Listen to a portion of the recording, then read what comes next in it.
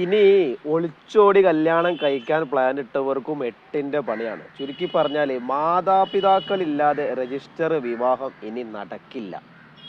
ഈ ഒരു തീരുമാനം എങ്ങനെയുണ്ട്? നിങ്ങളൊക്കെ വിലപ്പെട്ട അഭിപ്രായങ്ങൾ ആദ്യം തന്നെ രേഖപ്പെടുത്തുക. ഇനി മുതൽ മാതാപിതാക്കളുടെ സാന്നിധ്യമില്ലാതെ അവരറിയാതെ അല്ലേ ഒളിച്ചോടിയിട്ടുള്ള വിവാഹങ്ങളൊന്നും നടക്കൂല.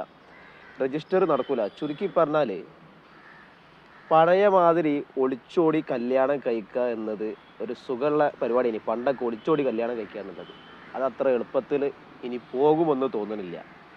മാതാപിതാക്കളുടെ സമ്മതം ഇനി മുതൽ നിർബന്ധമാണ്. അതും മാതാപിതാക്കളുടെ രേഖകൾ കർശനമാക്കുക.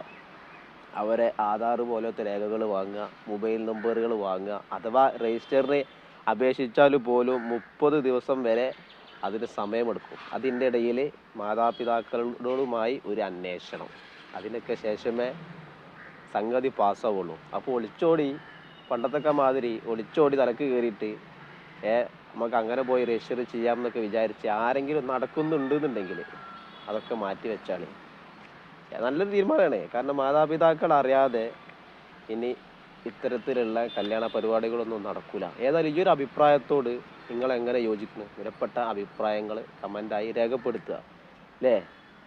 മാതാപിതാക്കളുടെ സമ്മതം നിർബന്ധമാണ്. അവരോട് എൻക്വയറി ചെയ്യും എന്നതിന് ശേഷം മാത്രമേ അത് ഒഫീഷ്യലായിട്ട് രജിസ്റ്റർ ആവുള്ളൂ.